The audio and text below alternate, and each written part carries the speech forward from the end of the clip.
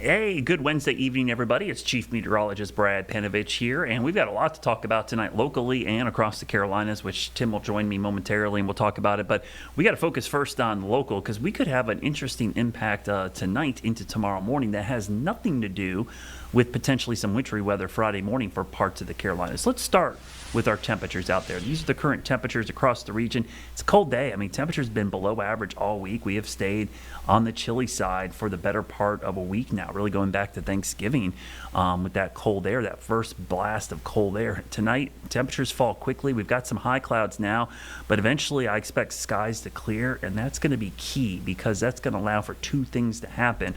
One, it'll allow for radiational cooling, which means temperatures falling down likely to the freezing mark, if not slightly below, upper 20s to around 30 degrees. But because the dew point is relatively high, considering the temperature, our dew points are currently in the low 30s as well, so right around the freezing mark. So when the air temperature approaches the freezing mark, you get saturation. In this case, we're going to have fog form. Now, fog in and of itself causes reduced visibility, but tonight we could have something that happens more often than you think, but it's a term you probably never heard of before, and I'll explain. Freezing fog. Fog that forms when it's below 32 degrees. Now, you could see the fog on the map, and this is the visibility in miles. I highlight the areas in pink that are going to be below freezing, so areas across the Piedmont, especially the southern Piedmont and the upstate, we see some fog forming with temperatures below freezing around sunrise tomorrow morning. That could lead to areas of freezing fog before it moves out. So what is freezing fog? Well, let's talk about fog first. It's a cloud at the surface. What is a cloud or fog? It's just tiny droplets of water vapor in the air. They're floating. Sometimes you can see these in your headlights when you're driving in fog or mist. So those tiny water droplets can be around when the air temperature is below freezing due to the pressure, but once they make contact with the surface and it's 32 or lower, you can get ice to form, and this can cause glazing on elevated surfaces, trees, signs. If you've ever been to the mountains, you surely have seen this on the ridge tops in the cold months where a cloud intersects the mountain and you get rime ice, we call it. It's white. It coats all the trees. We can get thin layers of that here in the Piedmont with freezing fog, and it could cause slick spots, in particular bridges and overpasses, because they're not only surrounded by the cold air, they're surrounded by the moisture and the fog as well. So those low-lying areas are the worst ones. If you're driving and you see a low-lying area with some fog and the temperature plummets briefly, slow it down. Maybe let off the gas, keep the wheel straight, because we could see some icy spots. Tomorrow, though, for Thursday, after the fog's gone, beautiful day, sunshine. I think low and mid 50s, a certainty. If with more sunshine, we might see some upper 50s in a few spots. And then we turn our attention to Friday. A wintry mix Friday, but not for everybody, mainly for our northern counties. And Tim is going to have much more of this to deal with than we will here in the Charlotte area. You could see some sleet, rain, mix north of Interstate 40. For Charlotte, no impact. I think I've been trying to say this all day.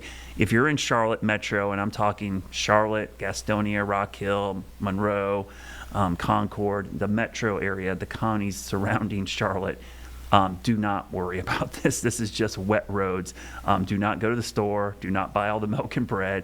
Don't think school's going to be canceled or delayed. It absolutely shouldn't because of the weather, because this is just going to be like Tuesday morning. Cold, miserable rain. Not great, not ideal, I get that, but it is not going to cause slick roads. The areas where we could see slick roads, the winter weather impact map will tell you everything you need to know. So the areas in yellow, that's the low impacts. The area in orange, that's the medium. So in the mountains and foothills, this is the area we'll watch, and then heading up towards the Virginia border. The light gray is where we're expecting minor or minimal.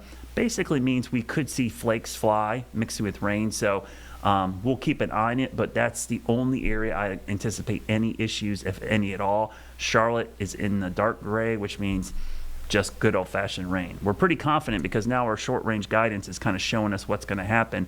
50s tomorrow night. Rain moves in, so Friday morning, 3 o'clock in the morning while you're sleeping.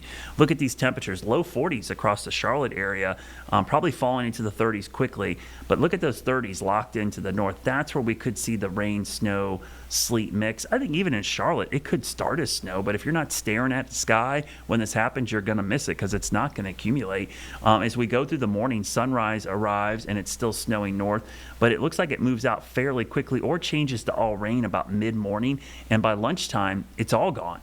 And temperatures are getting back above the freezing mark. So not anticipating widespread issues in the Charlotte area. So again, don't be canceling or changing plans if you're going to be in and around Charlotte. Now, if you're going north into Virginia, different story. But if you're staying local, probably not going to be an issue, or going south. You're just looking at good old-fashioned cold rain. If you can drive in the rain and deal with wet roads, you can deal with Friday morning. And even north, I don't expect a lot. But we are going to see maybe our first snowfall outside of the flurries we had around Veterans Day, a trace to a half an inch max. And again, this could be like the good old dusting to a half inch on grassy surfaces. It could overproduce. The high end here is probably an inch. The low end is 0. So you kind of see that range. And again, even across Charlotte, a sleet snow briefly mixing in, certainly possible. I do think that's possible early on. But let's look at the hour-by-hour forecast for Charlotte. This is for Friday morning. Raining, cold rain, miserable there. Temperatures in the 40s and 30s, not great. That's the wind chill, the lower number there, by the way.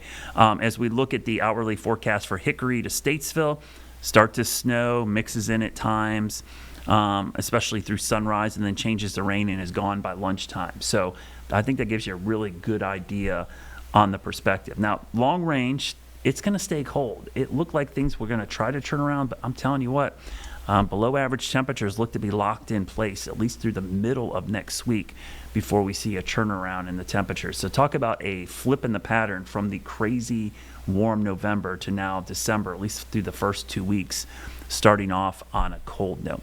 Let's look at your Jerry Hunt Supercenter 7-day forecast. And again, we want you to be alert, especially for our friends on Interstate 40 North. Tim and I will talk about those areas and kind of what we're thinking up there.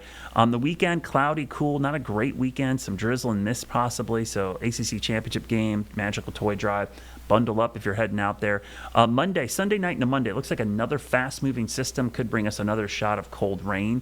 So don't be surprised if we see kind of a repeat performance as we saw yesterday and again tomorrow. And let's go 10 days out into the future, and you could see temperatures staying slightly below average, especially in the afternoons. The morning lows are getting closer to where we should be, but that's a pretty cold pattern all in all. It looks like a chilly first 2 weeks of December, and temperatures staying on the chilly side in our 10-day forecast.